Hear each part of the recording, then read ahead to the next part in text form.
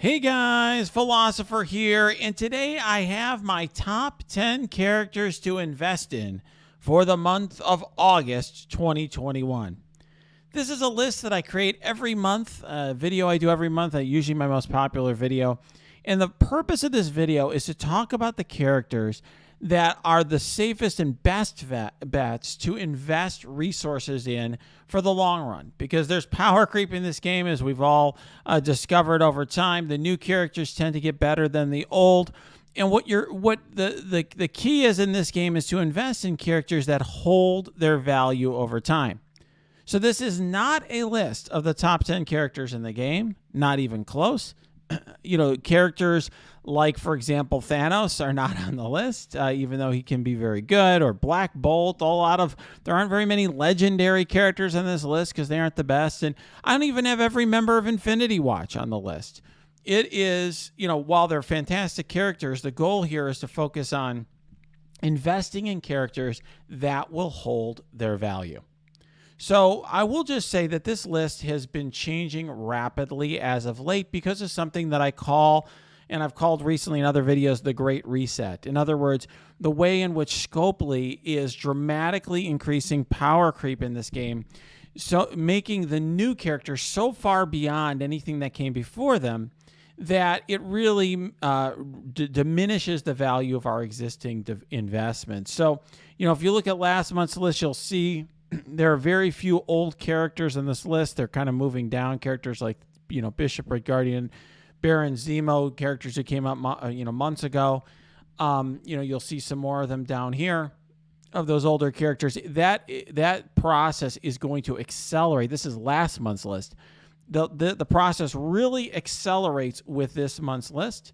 And so let's just get right to this month's list and to who is off the list as a result. So the first characters here that are off the list, as you can see here, are honorable mentions, Night Nurse and Symbiote Spider-Man. And I will tell you, they're still both very good characters. And if you are a player, for example, let's say you're free to play, and you weren't here when the Secret Avengers were released, Night Nurse is still very capable in the skill nodes of the Doom Raid, but you really don't need her with all the new, now there's Kestrel and Secret Avengers, so she just doesn't really have a place in raids if you have those characters. Accordingly, she's more or less a war-only character at this point, and while her war team is fantastic, while her kit is fantastic, really after the rework is really awesome, I just don't see her having the value because she's just been outclassed fairly quickly in the skill portion of the Doom Raid.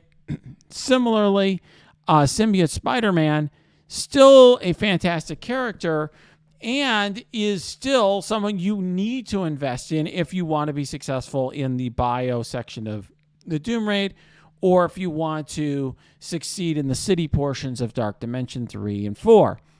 The issue is, of course, this team's becoming power crept. They're struggling in difficulty 1 of the Doom Raid.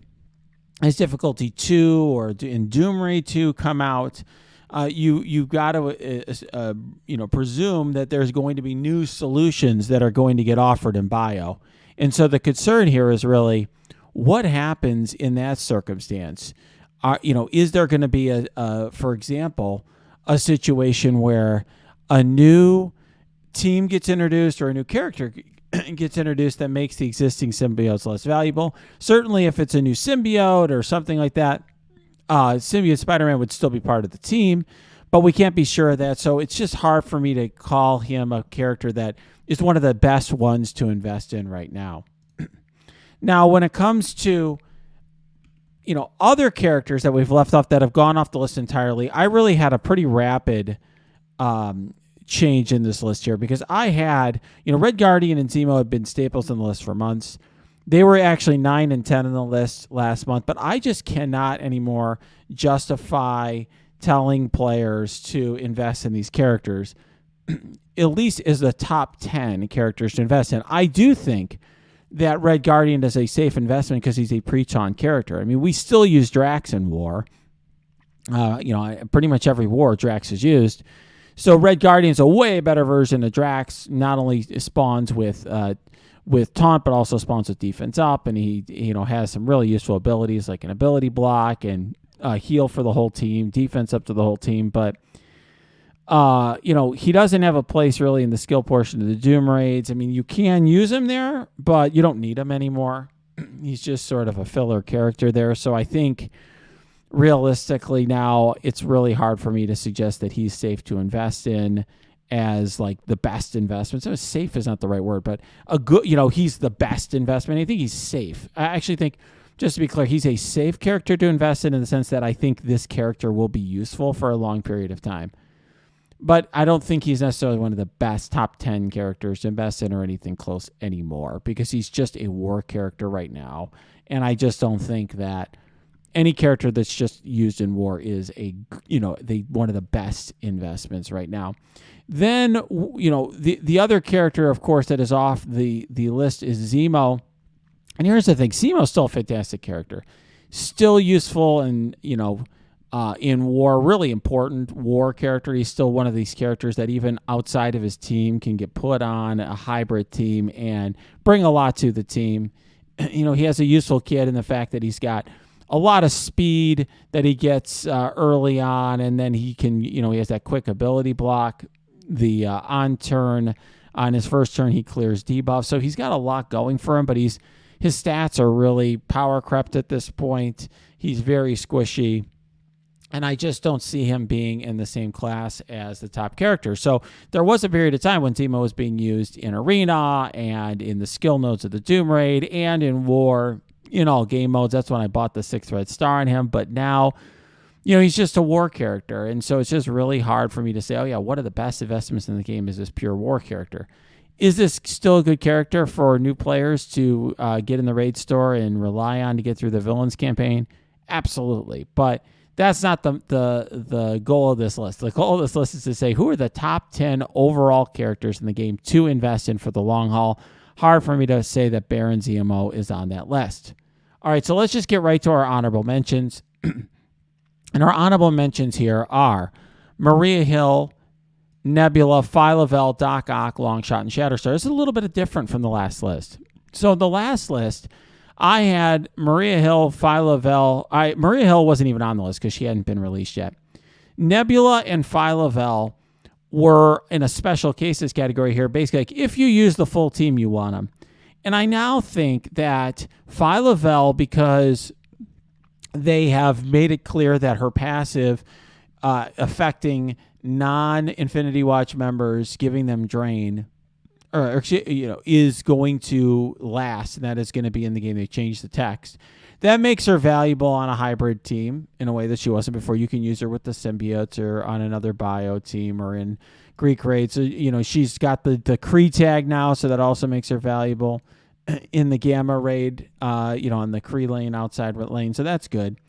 Nebula is actually useful in the tech nodes of the Doom raid. She's not like the best character there, but she's a useful filler character there. So to me, these are good characters. They're honorable mentions because I think Nebula's value outside of her team is limited. As soon as another tech character comes out, she'll be once again just purely on her team. Phyla-Vell, if you're not running the Kree lane in Gamma, do you really need her? Not really, but she's a useful character. I mean, she's got amazing stats. They both are kind of post, Great Reset. So they're worth putting on here. And Maria Hill, I will say that I have my view of the Secret Avenger team has really, it's consistent with what I was saying before, but I think it's my appreciation for the team has grown. In other words, I've always said that this is a team you don't need. Secret Avengers is not a team you need, but it's a team that is going to be super powerful and one of the best teams in the game because it's post, Great Reset, post Power Leap. But just seeing how they beat almost everything in the game at this point makes me think Maria Hill's got to be in the list, even though she's just, more or less either on that team, you need to have that team, or you throw her with S.H.I.E.L.D., which is really super power crept. But she's just so good that I think at least she should be mentioned. Longshot and Shatterstar, Just because her summons and all the healing, passive healing she brings and so forth. Longshot and Shatterstar I still have on this list because they are so awesome. Basically, if you don't have all of these characters up here, they have a lot. Their kits are so ridiculous, particularly the Longshot passive that gives turn meter, that they're really amazing. They're just a notch below because they came out in December, so they're 9-month-old characters at this point, but they have pretty amazing kits, and I'm sure you've discovered that if in RTA, there's days when other characters get banned, and then suddenly it's Dad Bros Day, right? So they're a fantastic team, and they're gonna get a 5th character eventually, right, or more eventually. So when that happens, this team will have even another lease on life. Plus, they're required for a legendary. Doc Ock, very great standalone character. Not quite as important as we ever thought he was going to be, but he's useful. He's plug and play in war on a number of teams, even if you don't have the rest of the Sinister Six built. Very useful in the tech nodes of the Doom Raids. I think he definitely belongs as an honorable mention. These special cases, Shang-Chi is fantastic. Super stats, super character, but the value outside his team, I'm not so sure. In other words, you don't really need him in the skill nodes of the Doom Raid. Sure, you can throw him in there. You can throw in a lot of characters with the Secret Avengers, and they'll be fine. In other words, if you have Kestrel and the Secret Avengers, you could really bring pretty much anything as your 5th and get through difficulty 1 without any problem. He's very good. Because he does a lot of damage, and same with Colleen Wing. She does the same. They're both good 5ths there. They're both very good characters. But if you're not really into war, if you're not focused on war defense, building a big war defense, you don't really need these characters. I mean, they're not useful enough in other game modes to be worth it. So their value really comes from the fact that they're super, super, super in war defense for now. And their shelf life is limited. So I think they're interesting characters. Are they valuable for their peak? Like right now, they're very valuable to build for the very short term. But, once the team's countered, they're going to go way down. That's basically what I would say. Their Shang-Chi does have some elements to his kit that make him more value, like a heal and so forth, that make him more value. One that's not even listed on his text of his kit, that's just another Scopely screw up. That makes him particularly valuable, more valuable than Colleen Wing. But nonetheless, I think they're both special cases because I can't recommend these characters to people who are not focused on war defense unless you're so new to the game that you just need like Shang-Chi or Colleen Wing to get past Hero 7.1, something like that. All right, let's go now to the top 10 list. Took us long enough to get there. And let's get to character number 10, and you can kind of see her peeking out there, and that is Sharon Carter. Sharon Carter actually was a special case last month, and I have put her on the list this time. And the reason I did that is because this character, even outside of the team, brings a lot to the table, and I don't know if I appreciated quite how powerful this character is. New players are using her solo in Arena or in campaign notes to get through things. She's got a really fantastic kit because she's got an insane amount of focus. And she gets extra focus here. So she clears all positive effects and stuns on turn 1. Her focus is so ridiculously high. Top 15 focus stat plus 5,000% extra focus that she can clear positive effects on characters that you ordinarily would think tanks that have super amounts of resistance. She can still clear the positive effects on them and stun. So very, very powerful, and of course applying that slow as well. Then, on turn 2, she's got a two-turn ability block, and she's applying all that defense down. Even if you don't have Kestrel on the team for the defense down, it's still very nice to have. And on top of that, her damage is very significant. You can see here, she's a very good damager. She has very good stats, top stats right now. This is a character that I just think is going to hold her value for quite some time. Even if you needed to break up the team, even if you're just using Captain Sam as a battery someplace else or something like that in the future, I just think Sharon Carter is going to have some standalone value.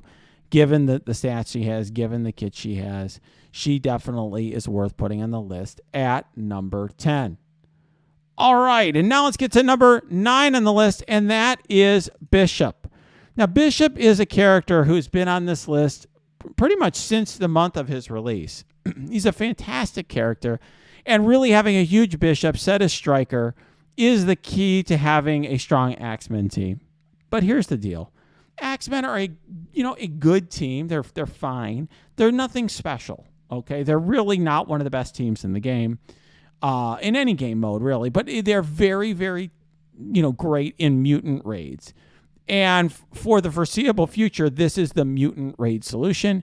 Hard for me to believe that Scopely is going to focus on a new mutant raid team anytime soon.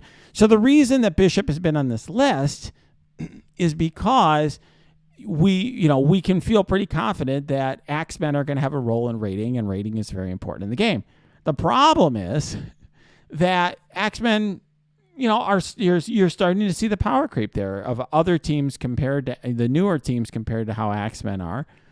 And, a team like the New Warriors or the Secret Avengers are way more powerful than Axemen are. And Axemen are just okay in war. If you have everything unlocked and everything geared, they're just okay. They're really not one of the important war teams. I understand at your level in war, wherever that may be. I know there's some players who tell me, hey, we have, in my level war, everybody's got massive Axemen and we don't have big other teams, so Axemen are like a big weapon for us, and I get that. If this is your only 600K team and all your other teams are 300 or 400K, obviously this will be an important weapon for you. But if you have every team at 600K, this team is not that important in war anymore. It's just not as good. So, the issue with Bishop is he really rises and falls with this team. You don't want to invest in this character unless you have Jubilee unlocked and you have Beast to go with him, which, of course, I'm sure you will. He's much easier to get than Bishop or Jubilee, but you have to have all three of them together to really get the most out of this character. And I don't think Bishop is worth using without Jubilee. I know some people bring him, drag him along the Cosmic DD4, but he's just not, he doesn't perform well on his own. He's really just okay without Jubilee. Jubilee and the whole team is what makes this, those two characters, Jubilee and Beast, are what makes him work. And so as a practical matter, given that the team is starting to feel, the effects of power creep, that is also affecting Bishop's ranking, which is why he is down to 9 this month from 6 last month. All right, and now we have the next character on this list.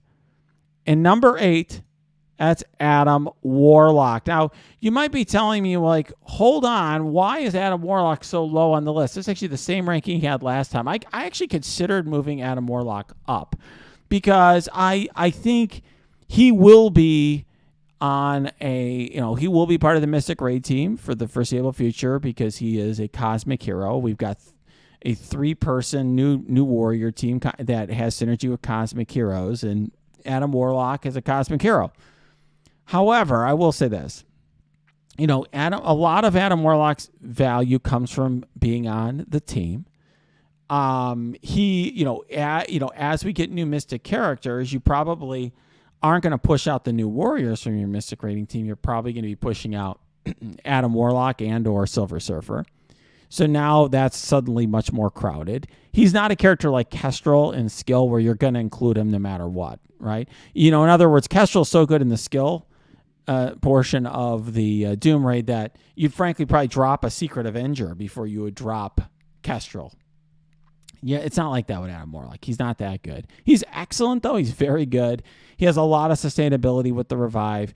The first turn stuns, the first turn ability block, second turn stuns, 2 stuns are very, very powerful. He has great stats. He hits very hard, 738 health, 32k damage. He hits very hard, but I do see him as a character who's very team dependent. And I also really think that Infinity Watch is a team that their day in the sun, I don't know how long it's going to be. In other words, Black Order had a lot of fanfare, and they sold it to us as the arena meta, and they advertised it as such. And they had, 4 new characters as part of it. Here, we only had 3. The other 2 characters were very easy to obtain, easier than Thanos was when Black Order was released. So everyone already had, Gamora and Nebula if you've been playing the game for a while because they were so easy to get. And so I just think, if Infinity Watch ever get down notches, his value will plummet. But I think he's a great, great character. Don't get me wrong. But my goal here is to try to figure out what are the best investments for the long run, not what the best characters are now. If this was a list of what the best characters are now, he would be higher on the list. All right, let's go now to number 7. And the number 7 best character to invest in is Moondragon. You might be wondering, well, why is she a notch above Adam Warlock? And it's because I think that the skills she brings to the table are a little bit more universal. In other words, she brings 2 heals that are pretty significant, right? You've got a 30% heal, a defense down for 2 turns to all enemies. You've got, clear positive effects from all enemies and slow and all that. Reducing speed bar. To me, that's just a very universal support for a lot of teams.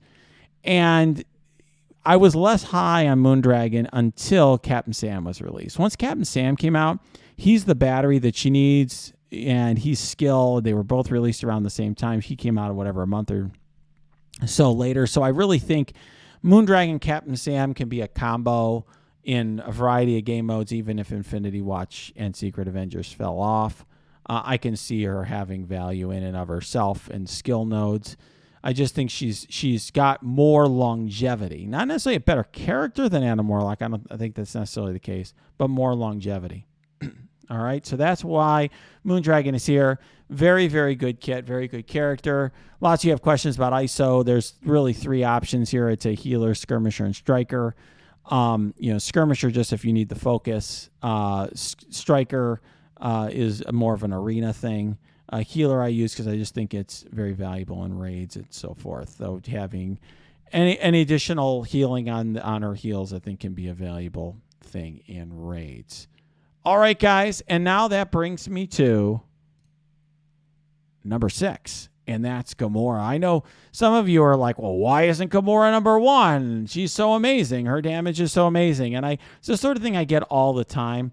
And I will just say, this is not a list of what the most powerful characters are. Like certainly in a 1v1, right? Gamora is going to beat a lot of these characters in the list. But the reason that she's, number 6, which is actually down 1 from last month, is because she is a character that is stat-based. What makes her so awesome right now is her damage is unbelievable. But we've been here before, right? There have been plenty of characters that get released and we're like amazed by their damage, right? White Tiger, wow, amazing damage. Oh, Colleen Wing, amazing damage. Now it's Gamora, amazing damage. When the new power corrupt characters come out, though, with more damage, that's all she's got is this damage. And once that is less special, she becomes less special as a result. Her kit is really nothing amazing. It's not like she has something in her kit where you're like, okay, this is, super. This is a super thing, right? This does a lot of damage, gain offense up, do a lot of damage, and maybe if you can kill in 1 turn, you get speed bar. Okay. Clear death proof, that's nice, but it's just attack, right? Do a lot of attacks and bleeds. Ultimately, the value of this is how much she's attacking and how much she's hitting for. So I think she's fantastic now. This is a character you invest in for today and for the next 3-4 months, whatever, not for how she's going to be 2 years from now.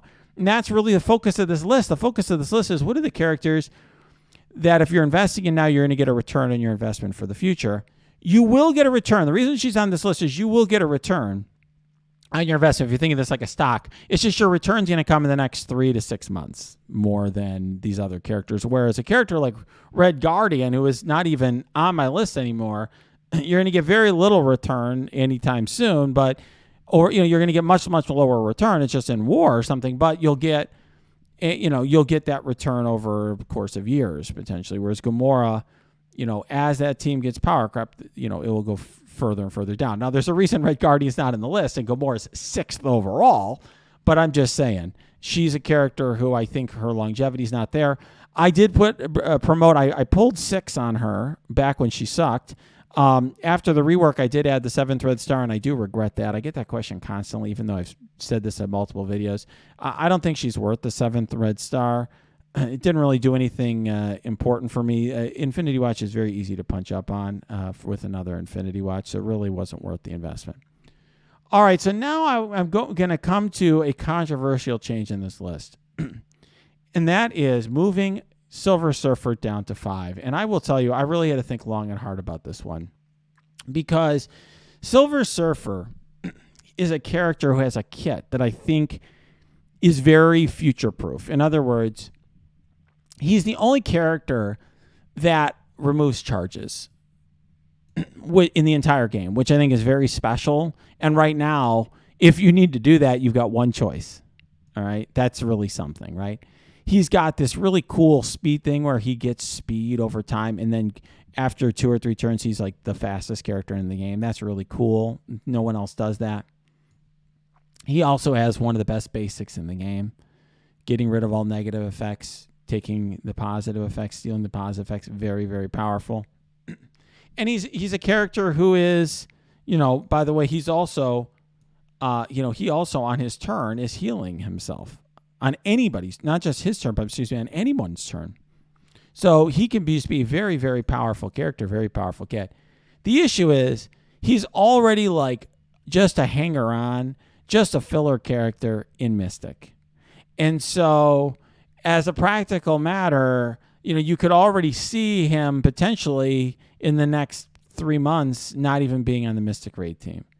He doesn't have a team of his own. He has no team tag, and they like that. They're like, okay, for now, he's going to be like, Captain Marvel or whatever. But we saw Captain Marvel, once her damage became less special, she was sort of like started dropping off. Once she wasn't like arena meta, she wasn't like this central character. So I just think, even though, look, the 5th best character in the game to invest in is not something it's not a dishonor to the guy, but the reason he's gone from 3 to 5 is because I'm starting to be concerned that the lack of synergy means that his peak here in value is less high than we thought it was going to be, because he's a guy where you're trying to figure out the right spot to put him.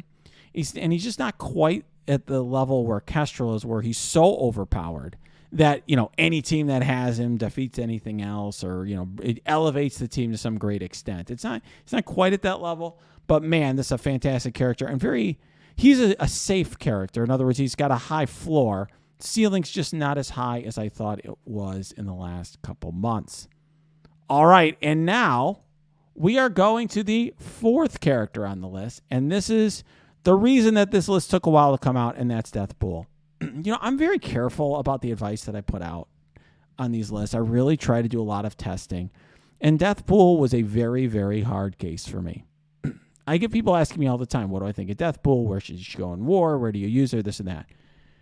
This is a fantastic, fantastic character. I have her 4th, and the reason I have her 4th is that we're currently using her outside of her team, and she has a lot of use for a lot of players outside of her team. And that's mostly because of her absurd stats. I don't even have the 7th star on her. You could see her stats are absurd, right? I mean, she is in the top 4 in damage and health. Once I get the 7th star, of course, she's going to leap up. Both of these stats will leap up. And I only have her 5 red. I mean, it's not like, we're comparing her to, when you see some of the other stats that I have other characters that's 6 and 7 red. She's amazing statistically. She has some really cool things in her kit. And I know the thing that's gotten all our attention is this like one-shot kill thing. But really, to me, that's actually a little overrated. The things that really I love about her kit are on enemy death heal self and attack the most injured enemy for 300% damage. To me, that is very, very, very powerful. It's this out-of-turn damage where it's sort of like a Black Bolt where she's doing damage when she's not taking a turn. Very, very powerful. The healing... And then the healing combined with getting death proof when she drops below 30% health, very powerful. And the combination of those means she can end up stacking death proof. In other words, let's say she's at 40% health. She goes down to 25% health. She gets a death proof. Well, then she gets heals back up from enemy deaths, and then she goes back down again. She gets another death proof. So she's just highly survivable character. So there's a lot that I love about this character as a standalone character, and I think she's going to have value for a long time. That said, right now, she doesn't have a real place in war. I know people ask me different ideas. Like, I threw Deathpool on this team, and then she was great. Well, it's because you're throwing her on, like, some old power grab team. So, sure, she's better than the other characters in the team. But, like, she doesn't quite synergize on anything yet. We won't know quite how good she is until Cloak and Dagger came out, so that's why I'm waiting till the end of August to release this, because I was really hoping to have the best sense possible of where, how she would improve with Cloak and Dagger. So I don't know yet, and this is a conservative estimate, I would say. I really debated in my mind, is she above Silver Surfer or not? And the reason that I put her above Silver Surfer, despite not having more data on how she interacts with Cloak and Dagger and how they work, it's that she does have a team right now. And, there's a chance Silver Surfer gets a team soon, but there's a chance Silver Surfer doesn't get a team for quite some time. Where, like Captain Marvel, where Captain Marvel's just kind of sitting out there, and she's on the bench a lot of times in War for us. Not really used at all. I don't really use her anywhere. There's a chance Silver Surfer over time just doesn't get a team, whereas here you've got synergy with an amazing team. Well, it looks like. I don't know yet how good Cloak and Dagger are, but it looks like a very, very good team. And so she's just a character I think is going to be a staple character for a long time and be an important character for a long time, and her team's going to be important for a long time. Much like Secret Avengers, I think it's a good comparison. Secret Avengers is one of the best teams in the game right now. They can beat almost anything in War. They're fantastic in raids, right? You're just a fantastic team all around. If you have the right 4th and 5th, they could even hang in Arena, all right, depending on how big your opponents are and who else you're using them with and so forth. So, this team, it seems on paper, should have a similar power level. So and this is the highest stat character on the team, and she also has some really interesting stuff in her kit. So it's just, to me, this is a very, very good character to invest in for the future. And that's why I'm recommending everyone go in on her event campaign. All right. So now let's get to the top 3. These aren't going to surprise people, but maybe some of them will. And the third one on the list is Captain Sam. And I got to tell you, I'm sure a lot of people are thinking, okay, I'm like a homer or favoritism because I like the character. And it's not the case at all with this character. It is just the things that he does in his kit. First of all, his kit and his stats are amazing. Okay, I mean, this is a character, I have him at 807% health. Now, obviously, mine is 7 red stars, but the power creep level has just been insane in this game in terms of survivability with a character like him. Super survivable. But on turn 1, he's giving a ton of speed bar, particularly to his skill team. On turn 2, he's giving a lot of ability energy. And his cooldowns are small enough, and he's giving ability energy even to himself, so you can literally spam these 2 abilities a lot, the special and his alt. He also is, is giving, puts deflect on himself, gives deflect to other allies, has a lot of block. He's just, fantastic. Gives even in raid scores, gives health. He's just a fantastic all-around character, and he's a character when we hadn't gotten the full team, people were sticking him in other teams in War, and he was contributing because he's got good enough stats. He's even relatively fast so that he's able to make a pretty big impact on many teams, certainly with skill. And his team in War, with or without Kestrel, is a top team, a top War offense team in War. So you build up this team, it can hang with that very, very, very top tier of teams in the game, like Infinity Watch and so forth. That's really something, or the best Doom defenses, or whatever it may be. This is a very, very, very good team. And even when that team goes down in value, I feel very confident that the kit will last the test of time. I think this is a character that has both a great peak right now, not quite it, he's not in the arena meta, but, doing everything else, and he can contribute in arena, just not quite at the level of Infinity Watch, but more importantly, has that staying power just through the plug and play nature of his kit. So I think very safe character to invest in. And then number 2 on this list is not going to surprise you at all, right? Number 2 is Dr. Doom. This is a character, just like Adam Warlock has been totally maligned. He was the first one with massive power creep stats, and we didn't really think much of it at the time because he was the Dark Dimension reward. But this character is amazing for a number of reasons. One is he's got both the tech and mystic tags, so he's going to contribute in 2 different portions of the Doom raid. So even if you knock him off your mystic team, he's still contributing in tech and so forth. Now, it's true that For example, he's not a mystic hero, and that maybe a tech team will come out at some point. We don't know.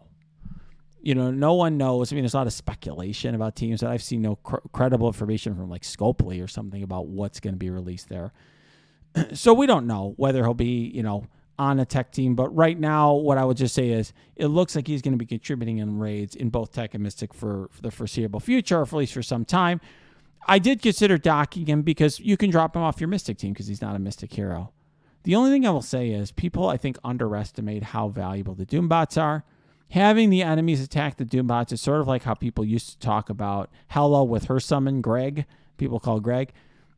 Having that summon there, having summons every turn really diverts the AI, and they attack those Doombots instead of attacking your team, which is really, really valuable.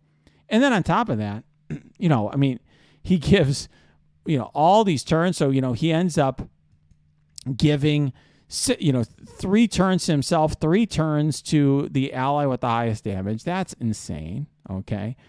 And the cooldown here is deceptively long. It looks like it's 10, but since he gets those extra turns, it's actually a few turns shorter than this. And then, of course, he's healing and clearing all negative effects. This is basically like a can save your butt button if your team's getting beaten in, let's say, a raid. Clearing all negative effects, healing himself and the most injured ally. Very, very powerful. Giving all the speed bar could totally turn around a match. Obviously, this is still very significant damage. The 5,000% damage with all the bots. He's just a very, very, very strong character. And I really think while, we're starting to see not power creep, but as much as you're starting to see teams get introduced that solve some of the problems that you couldn't solve without him before. In other words, Mystic now, you don't need him anymore in Mystic, like whereas before he was carrying you through Mystic and Tech. He's still awfully good. So there's going to come a day when he drops down the list, but today is not that day. All right. And now that leaves us to the top character on the list, and that's an easy one, Kestrel. I still have people asking me, is it worth upgrading Kestrel versus Infinity Watch or something? Like, look, upgrading Kestrel is the safest, smartest investment in the game, in my opinion. This character is insane. She's the highest impact wherever she's at. In war, she's the only single character where we are focusing on where we use this character. We're much more focused on this single character. And then, of course, Infinity Watch or Heroes for Hire teams, but those are full teams. She's a single character who makes so much impact that where she's being used by ourselves or opponent really can determine the outcome of a battle. She's super OP and I think has more impact than any character in the game. I don't regret buying her up to 7 red stars at all. And that was I bought both the 6th and the 7th red star here. And really, to me, the most OP part of her ability is this 400% damage out of turn.